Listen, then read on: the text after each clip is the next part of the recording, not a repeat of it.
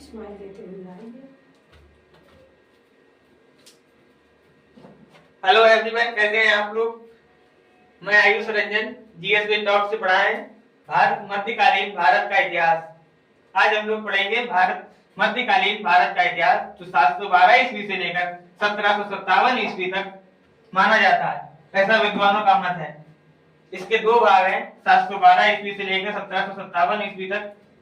पहला भाग पूर्व मध्यकालीन भारत का इतिहास, जो 712 ईस्वी से लेकर 1192 ईस्वी तक माना जाता है। 712 ईस्वी से इसलिए माना जाता है क्योंकि 712 ईस्वी में अरबों का तीसरा आक्रमण हुआ था भारत पर। तीसरा आक्रमण किसके नेतृत्व में? मोहम्मद बिन कासिम के नेतृत्व में। कासिम के नेतृत्व में कब हुआ था? 712 में हुआ था। इससे पहले दो आक्रमण उनके पहले ही हो चुके थे। 711 ईस्वी में उबैदुल्लाह के नेतृत्व में, और 711 में एक और हुआ था बरदौल के नेतृत्व में।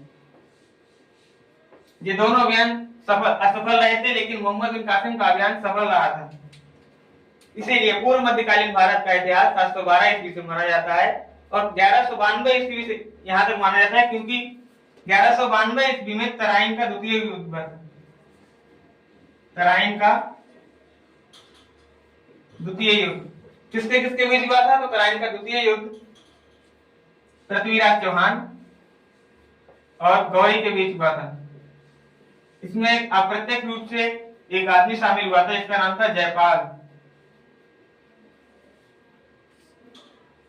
ये अप्रत्यक्ष रूप से शामिल रहा था।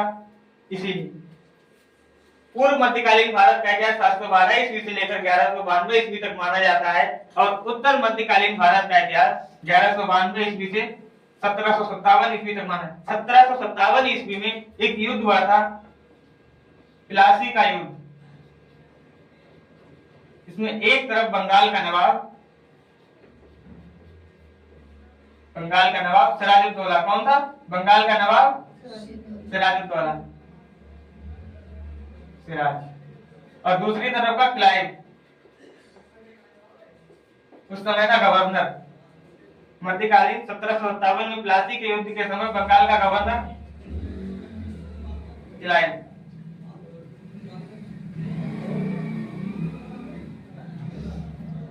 तो पूर्व मध्यकालीन भारत का इतिहास कहां से कहां तक माना जाता है? तो 712 ईस्वी से लेकर 1192 ईस्वी तक। उत्तर मध्यकालीन भारत का इतिहास 1192 ईस्वी से लेकर 1757 ईस्वी तक, प्लासी के युद्ध तक। एक युद्ध और हुआ था, बक्सर का युद्ध, 1764 ईस्वी में। 1764 ईस्वी में बहुत महत्वपूर्ण युद्ध है ये, बक्सर का युद्ध 1764 ईस्वी में। पृथ्वीराज चौहान और गौरी के बीच प्रथम युद्ध तराइन का हुआ था 1191 ईस्वी में। दूसरा युद्ध 1192 ईस्वी में हुआ था, तराइन का द्वितीय युद्ध, जिसमें पृथ्वीराज चौहान की हार और गौरी की विजय हुई थी। पहले में गौरी की विजय, पृथ्वीराज चौहान की हार हुई थी।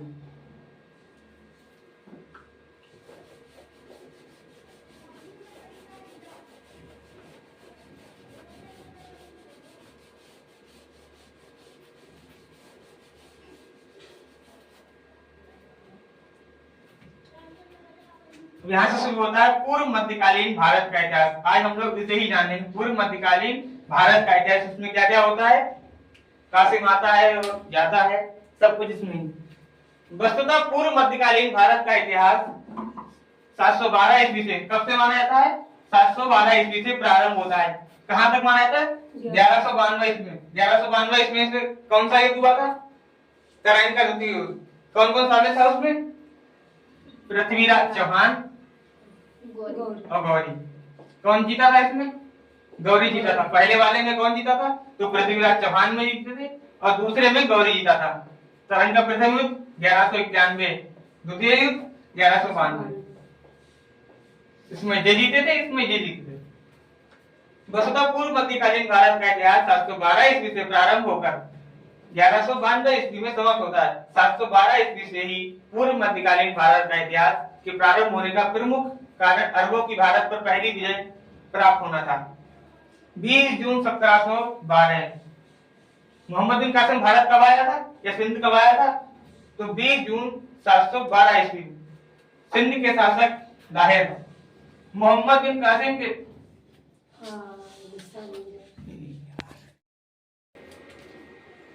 वस्तुतः पूर्व मध्यकालीन भारत का इतिहास 712 ईस्वी से प्रारंभ होकर 1192 ईस्वी में समाप्त होता है।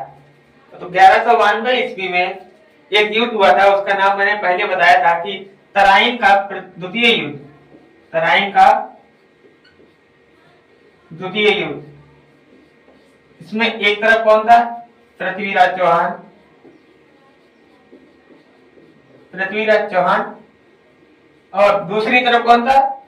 शहाबुद्दीन गौरी। इनकी सेना में एक अप्रत्यक्ष सेना थी, किसकी थी? जयचंद्र, जयचंद्र जिसे हम जयपाल के नाम से जानते हैं। पहले भी हमने बताया था कि जयपाल और जयचंद्र एक ही है। तरह इनका द्वितीय युद्ध पृथ्वीराज चौहान और जय गौरी के बीच में हुआ था, जिसकी अप्रत्यक्ष सेना जयचंद्र की थी। 712 ईस्वी से पूर्व मध्यकालीन भारत का इतिहास के प्रारंभ होने का प्रमुख कारण अरबों की भारत पर पहली विजय प्राप्त होना था। 20 जून 712 को मोहम्मद बिन कासिम और सिंध के शासक दाहिर, मोहम्मद बिन कासिम के समय सिंध का शासक कौन था? तो कौन था? दाहिर था।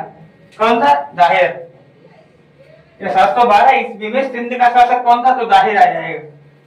के बीच युद्ध हुआ जिसमें मोहम्मद बिन कासिम की जीत हुई।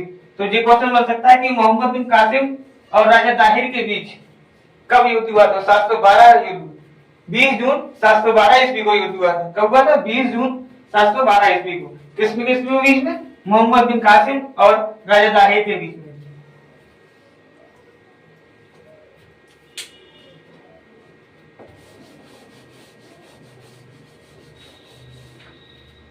यह घटना भारत इतिहास के संदर्भ में एक युगांतकारी घटना है। कैसी घटना है? कौन सी घटना युगांतकारी है? 712 ईस्वी की जो घटना है वो युगांतकारी है घटना थी, क्योंकि इससे पूर्व अरबों के मुगल शासकों ने भी भारत पर कई आक्रमण किए थे, किंतु असफल रहे। किंतु प्रत्येक बार अरब पराजित हुए। क्यों हुए? क्योंकि उन्होंने जल थल सेना का प्रयोग नहीं किया था। जल और थल सेना का प्रयोग सबसे पहले किसने किया था? मोहम्मद बिन कासिम ने। मोहम्मद बिन कासिम ने जल और थल सेना का प्रयोग किया था।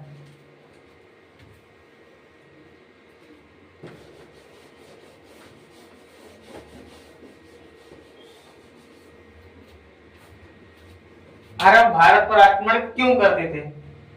तो कथन है कि भारत जो अरब थे वो भारत पर आक्रमण करते ही क्यों थे? क्योंकि 7वीं शताब्दी से ही अरब के मुगल शासक भारत में संपत्ति के अर्जन, किसके अर्जन पर? संपत्ति के अर्जन पर, क्योंकि भारत पहले सोने की चिड़िया कहलाता था। मुगल शासक भारत में संपत्ति के अर्जन तथा इस्लाम धर्म के प्रसार प्रचार, किस धर्म के प्रचार प्रसार? इस्लाम धर्म के प्रचार प्रसार के लिए भारत की ओर आकर्षित थे। अच्छा, अरब किस धर्म से बता सकता है? कमेंट करिए। इसका आंसर मैं बाद में बताऊंगा। इसी दृष्टिकोण से प्रेरित होकर वह भारत के सिंध प्रांत पर बार बार आक्रमण करते थे। अरब किस पर बार बार आक्रमण करते थे या किस प्रांत पर बार बार आक्रमण करते थे? तो वो था सिंध। कौन सा प्रांत? सिंध प्रांत।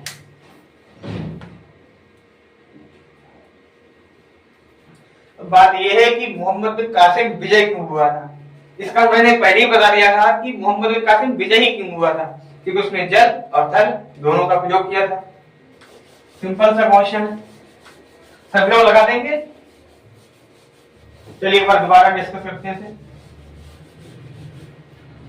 मोहम्मद बिन कासिम ने एक अरब व्यापारी के समुद्री जहाज को लूटे जाने का कथित आरोप लगाकर सिंध पर आक्रमण किया।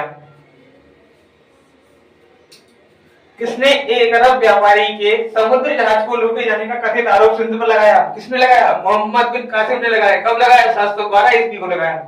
क्यों लगाया? क्योंकि वो उस पर आक्रमण करना चाहता था। किस पर आक्रमण करना चाहता था? सिंध पर। सिंध का शासक कौन था? दाहिर था। कौन था? दाहिर। मोहम्मद बिन कासिम ने अपने पूर्ववर्ती सेनापतियों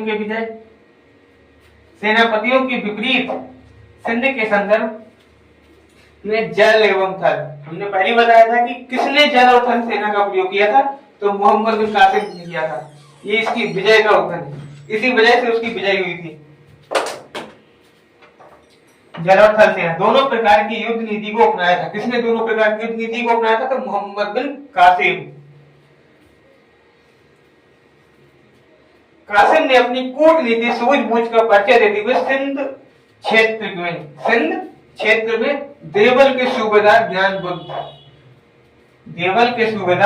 ज्ञान बुद्ध को देवल की राजगद्दी का लालच देकर अपने पक्ष में कर लिया। तो किसने देवल के सूबेदार ज्ञान बुद्ध को राजगद्दी का लालच देकर अपनी तरफ मिला दिया? किसने मिला दिया? मोहम्मद बिन कासिम। बहुत ही चतुर व्यक्ति था मोहम्मद बिन कासिम। तो मोहम्मद बिन कासिम ने ज्ञान बुद्ध को अपनी तरफ कर लिया।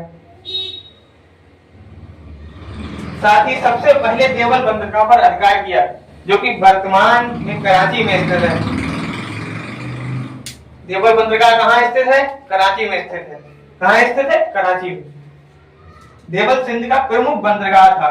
देवल सिंध का प्रमुख बंदरगाह था, जिसे सिंध को गहरा आघात हुआ, जिसके जाने पर सिंध को गहरा आघात हुआ, क्योंकि उस टाइम जो व्यापार होता था वो समुद्र के माध्यम से थोड़ा ज्यादा होता था। अभी भी ज्यादा ही होता है।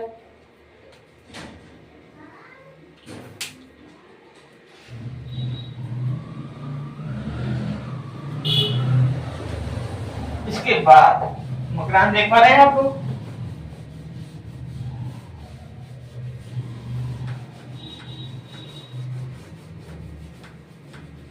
मकरान कहां पे है?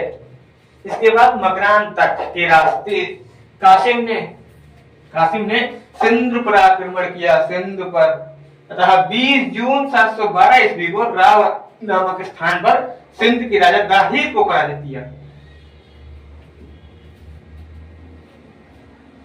ये मकरान, सभी को मकरान है। मकरान ध्यान से देखिए, मकरान कहां पे है? मकरान ये है, ये मकरान देवर सिंध रोड, ये पंजाब है और ये मुल्तान।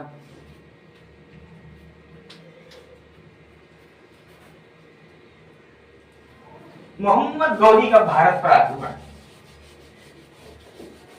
अभी हम लोग कौन सा काल पढ़ रहे हैं? तो मध्यकाल का पूर्व, मध्यकाल का जो पहला हिस्सा है वो पूर्व मध्यकालीन भारत का इतिहास। हम लोग भी उसके बारे में चर्चा करते हैं। मोहम्मद गौरी का भारत आक्रमण।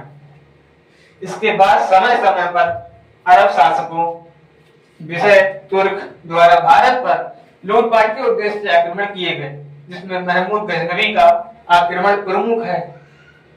भारत में तुर्क साम्राज्य की स्थापना का श्रेय मोहम्मद गौरी को जाता है। भारत में तुर्क साम्राज्य की स्थापना का श्रेय किसे जाता है? तो मोहम्मद गौरी को जाता है। किसे जाता है? तो मोहम्मद गौरी को जाता है, जो कि अलाउद्दीन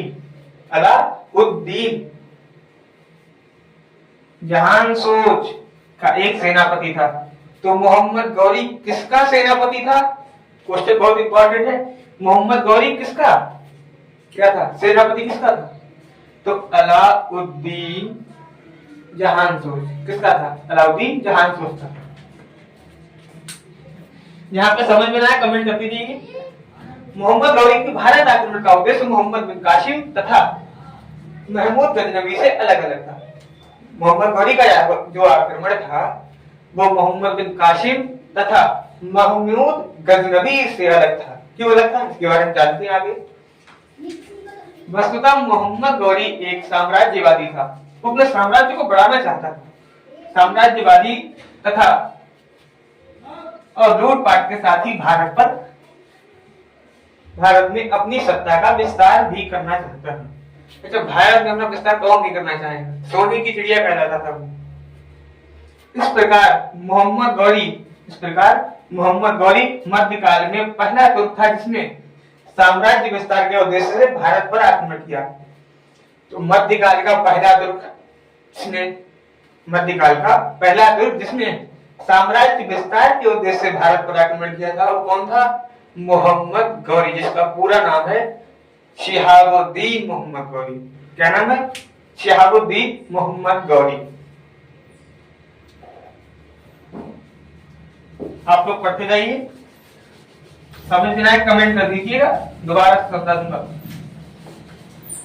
बस हमारे साथ जुड़े रहिए, पूरा सिलेबस कंप्लीट करा। भारत में अपने साम्राज्य के विस्तार के क्रम में मोहम्मद गौरी ने जिसने पहला सफल आक्रमण 1175 ईस्वी में मुल्तान के विरुद्ध किया था। अभी हमने आपको दिखाया था कि मुल्तान कहाँ पे है, मुल्तान दिखाया था हमने अभी आपको, ये रहा ये क्षेत्र, जी मुल्तान का क्षेत्र है। यहाँ पे किसने आक्रमण किया था? मोहम्मद गौरी ने 1175 ईस्वी, 1175 मुल्तान दिख रहा ना आपको, 1175 ईस्वी में किया था।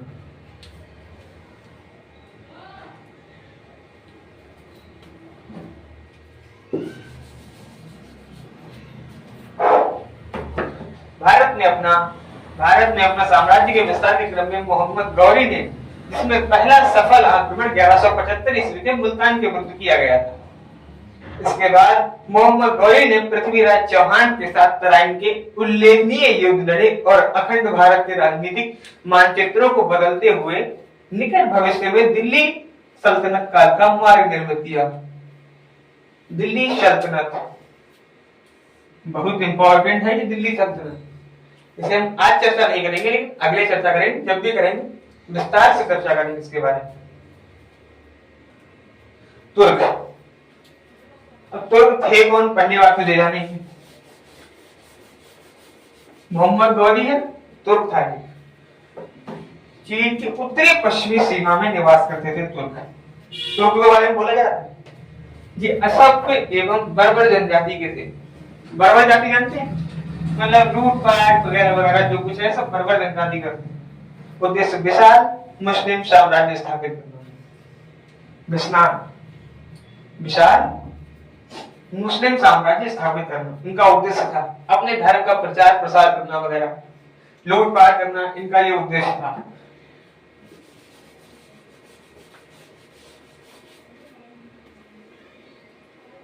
तराइन का प्रथम युद्ध, इसके बारे में हम लोगों ने चर्चा की थी कि तराइन का प्रथम युद्ध कब हुआ था। मित्रों कमेंट कीजिए कि तराइन का प्रथम युद्ध कब हुआ था। तो तराइन का प्रथम युद्ध 1191 ईस्वी में हुआ था। कब हुआ था? 1191 ईस्वी में, 1191 ईस्वी, 1191 ईस्वी में तराइन का प्रथम युद्ध हुआ था। इसके बारे में जानते हैं। थानेश्वर,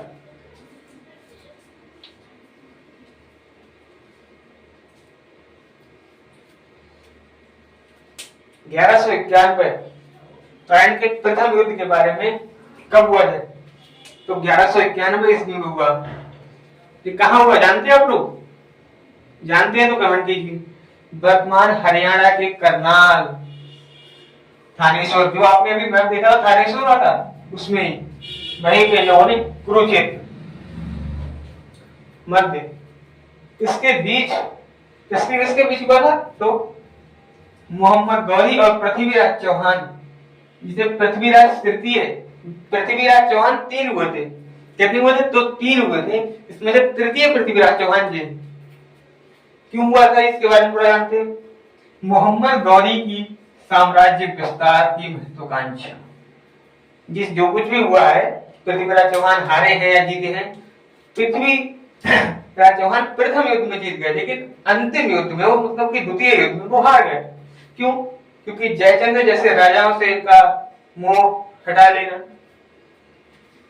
परिणाम, इसके परिणामों को जानते हैं। मोहम्मद गौरी की पराजय हुई थी, क्योंकि पृथ्वीराज चौहान को अन्य राजपूतों को सहयोग प्राप्त था और स्वयं भी एक शक्तिशाली शासक था। पृथ्वीराज चौहान एक बहुत ही शक्तिशाली शासक था।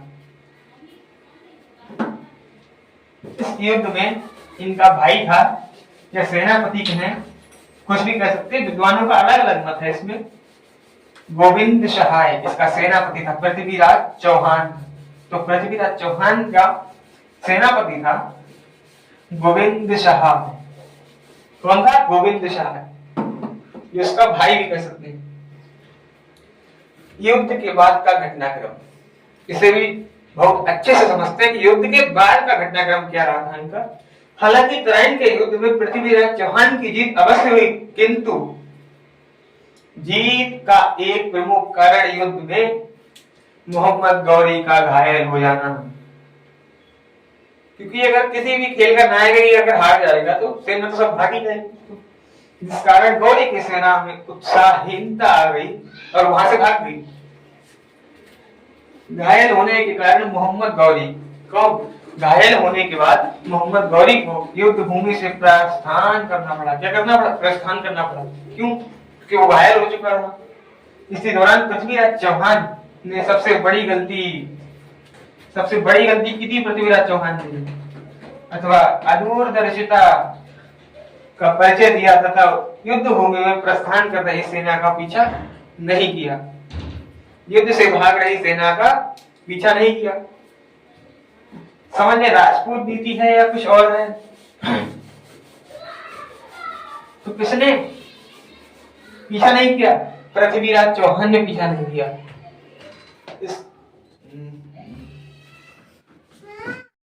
इसके अलावा प्रथम युद्ध के बाद पृथ्वीराज चौहान मोहम्मद गौरी की ओर से निश्चित हो गया था, क्योंकि उसे पता था कि अब वो उससे नहीं जीत पाया। अपनी सैन्य शक्ति तथा सुरक्षा व्यवस्था को मजबूत करने के बजाय पृथ्वीराज चौहान गृहस्थ जीवन व्यतीत करने लगा।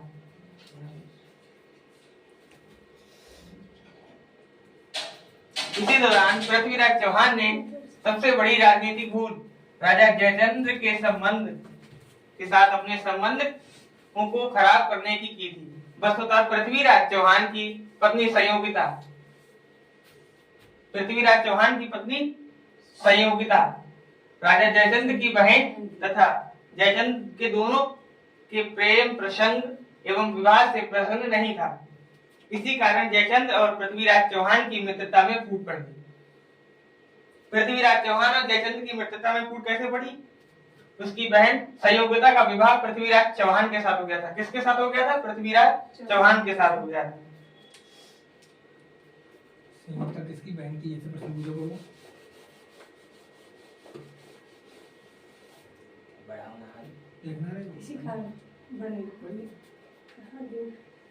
इसी कारण राजा जयचंद्र ने मोहम्मद गौरी को सहायता देने का भी निर्णय किया, जो आगे चलकर तराइन के दूसरे युद्ध में पृथ्वीराज चौहान की पराजय का एक बड़ा कारण बना था। पृथ्वीराज चौहान की पराजय का सबसे बड़ा कारण क्या था? राजा जयचंद्र से अपने प्रेम प्रसंग को खराब करना। राजा जयचंद्र की पुत्री का नाम या बहन का नाम? संयोगिता। हालांकि कई इतिहासकार पृथ्वीराज चौहान और संयोगिता की विवाह की घटना को सत्य नहीं मानते हैं।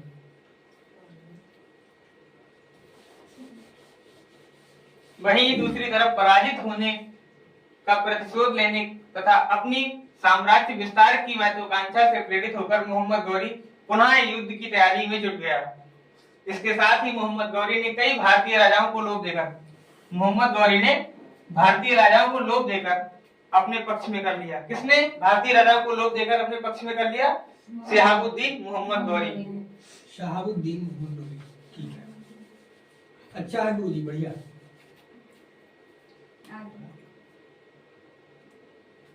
तराइन का द्वितीय युद्ध कब हुआ था? 1192 ईस्वी में। कब हुआ? 1192 ईस्वी में। पहला युद्ध कब हुआ था? तो 1191 ईस्वी में। 1191 ईस्वी में।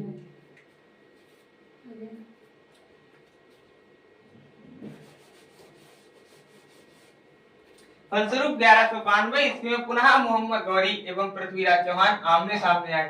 कब आए? कहाँ आए? हरियाणा में, कुरुक्षेत्र में। तराइन वहीं पे।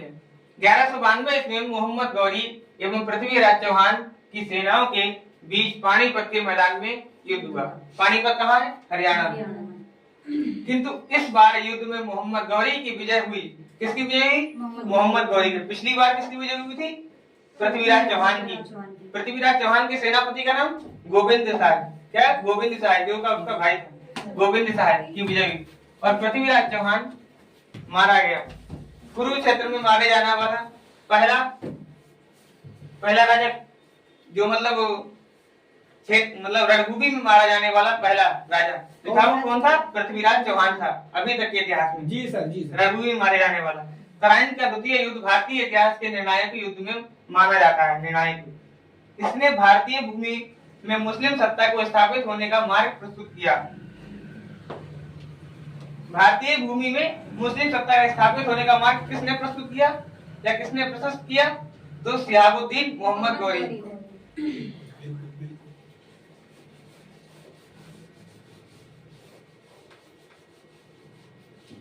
पृथ्वीराज चौहान की पराजय के कारण क्या क्या थे? पहला कारण आप लोग बताएंगे क्या था? जयचंद से अपने संबंध खराब करना। क्या था? जयचंद के संबंध खराब करना। पृथ्वीराज की पराजय के कारण राजनीतिक दूरदर्शिता का अभाव, जयचंद जैसे शक्तिशाली राजाओं के संबंध में तनाव, शक्तिशाली भारतीय राजाओं का सहयोग प्राप्त करने की कूटनीतिक विफलता। उसमें राजनीतिक दूरदर्शिता होता है, समझाया करो। पृथ्वीराज चौहान की पराजय का एक अन्य महत्वपूर्ण प्रमुख कारण उसके द्वारा सेना में हाथियों का प्रयोग किया जाना, जबकि मोहम्मद गौरी के पास कुशल घुड़सवार। तो पूछा जा सकता है कि मोहम्मद गौरी ने किसका प्रयोग करके सैनिकों का दस्ता किया था? कुशल घुड़सवार। कुशल घुड़सवार। जबकि पृथ्वीराज चौहान की सेना का पराजय का कारण क्या था? ज्यादा हाथियों का प्रयोग किया जाना। ऐसा क्या हुआ सर उसमें कि हाथियों की वजह से वो हार गया? हाथियों की मतलब चलने की बजाय घुड़सवारों का मतलब अगर एक हाथी बीच में खड़ा है, मतलब घुड़सवार आके उसके बीच में से घेर लेते हैं, तो इस तरह से हो सकता है। तो हाथी ने कुछ नहीं किया घोड़े। इसके अलावा मोहम्मद गौरी ने युद्ध नीति का पालन नहीं करते हुए, मोहम्मद गौरी ने युद्ध नीति का पालन ना करते हुए, मतलब सूर्यास्त के बाद युद्ध ना होने पे और सूर्यास्त से पहले युद्ध शुरू ना होने लगे, क्योंकि इन्होंने मतलब ये छापामारी युद्ध पद्धति वाले जो लोग थे, तुर्क थे, छापामारी युद्ध पद्धति जैसे थे वो शिवाजी, छापामारी युद्ध पद्धति। रात्रि में कई बार पृथ्वीराज चौहान की सेना पर आक्रमण किया। किसने रात्रि में पृथ्वीराज चौहान की सेना पर आक्रमण किया? मोहम्मद गौरी। इसी कारण मोहम्मद गौरी की सेना की तुलना में लगभग कितनी 2 गुनी सेना होने के कारण भी पृथ्वीराज चौहान पराजित हो गया।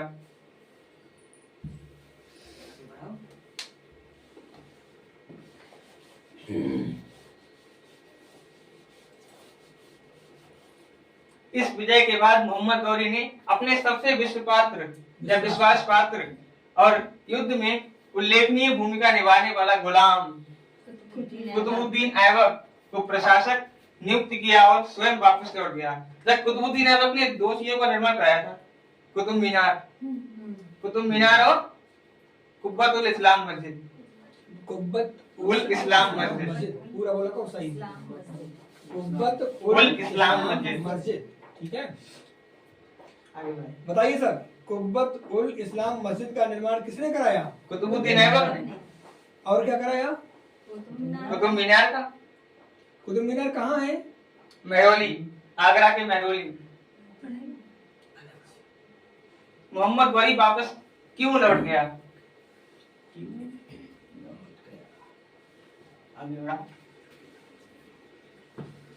1173 ईस्वी में मोहम्मद गौरी गजनवी तथा हेरात के मध्य स्थित एक छोटे से पहाड़ी क्षेत्र गजनी का शासक था। तो मोहम्मद गौरी कहाँ का शासक था? गजनी और हेरात के मध्य एक छोटे पहाड़ी क्षेत्र गजनी का शासक था। कहाँ का शासक था? गजनी का शासक था। गजनी का शासक होने के कारण गौरी स्वयं पंजाब क्षेत्र का वैध शासक मानता था। गौरी स्वयं को पंजाब क्षेत्र का वैध शासक मानता था, क्योंकि पहले पंजाब गजनी साम्राज्य का ही एक अंग था। साथ ही मोहम्मद गौरी एक महत्वाकांक्षी शासक था। महत्वाकांक्षी मतलब अपने क्षेत्र का विस्तार करना और लूटपाट करना। सर हमें पता था कि मोहम्मद गौरी गौर देश का था और गजनी देश का महमूद गजनवी था। पंजाब प्रांत को गजनी के अंतर्गत सम्मिलित करने के क्रम में ही मोहम्मद गौरी ने भारत पर आक्रमण किया, क्योंकि जब उसने पंजाब के एक बड़े भूभाग को अपने अधिकार क्षेत्र में अंतर्गत सम्मिलित कर लिया, तो सीमावर्ती राजस्थान, राजपूताना तथा दिल्ली शासकों के उसका संघर्ष स्वाभाविक हो गया। किससे स्वाभाविक हो गया? दिल्ली के शासकों से। इसीलिए मोहम्मद गौरी तथा पृथ्वीराज चौहान के बीच तराइन के युद्ध हुए। तराइन के कुल कितने युद्ध हुए? 3 2 पहला 1191, दूसरा 1192, फिर 1194। आगे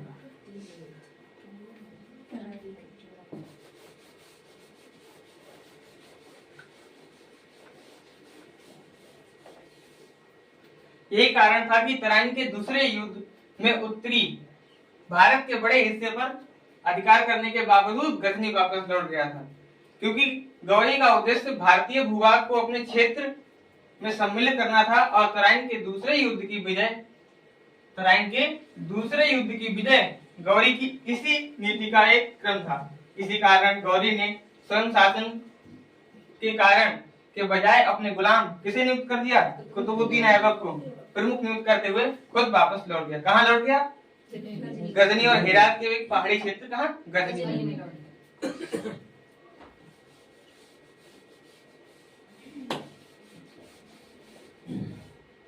हालांकि मोहम्मद गौरी के एक प्रकार से अपने सैन्य विश्राम के उद्देश्य से भी वापस लौट गया था, क्योंकि उसकी सेना 2 बार भाग चुकी थी। यह लड़के 1206 ईस्वी मोहम्मद गौरी ने पंजाब के खोखर जनजाति के विद्रोह, किस जनजाति के विद्रोह? खोखर जनजाति के विद्रोह को दबाने के लिए भारत पर अंतिम आक्रमण किया। तो मोहम्मद गौरी का अंतिम अभियान किस जनजाति के लिए था? खोखर जनजाति के लिए। खोखर जनजाति कहाँ के रहने वाले थे? पंजाब के। खोखर जनजाति का विद्रोह उसने किस सन में दबाया था? 1206 में। इस अभियान के दौरान दमयक पश्चिम पाकिस्तान के पास गौरी की हत्या कर दी थी। गौरी इस समय सिंध नदी के तट पर नमाज पढ़ रहा था। तो गौरी की हत्या किस नदी के किनारे हुई थी? सिंध नदी के किनारे हुई थी। गौरी ने अपनी मृत्यु से पूर्व ही अपने दासों को अपना उत्तराधिकारी नियुक्त कर दिया था, क्योंकि उसकी कोई संतान नहीं थी, वो संतानहीन था।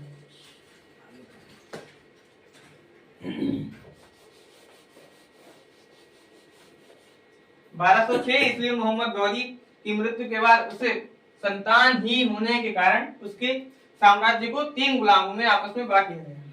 एल्दोस को गजनी, कुवाचा को सिंध और मुल्तान, कुवाचा को सिंध और मुल्तान का क्षेत्र मिला। कुतुबुद्दीन ऐबक को दिल्ली।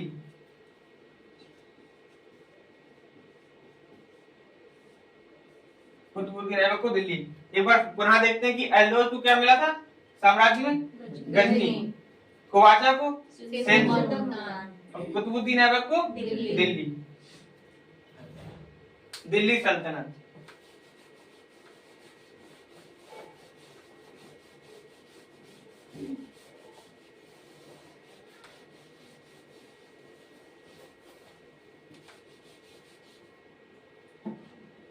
दिल्ली सल्तनत का पहला सुल्तान कौन था? कुतुबुद्दीन ऐबक।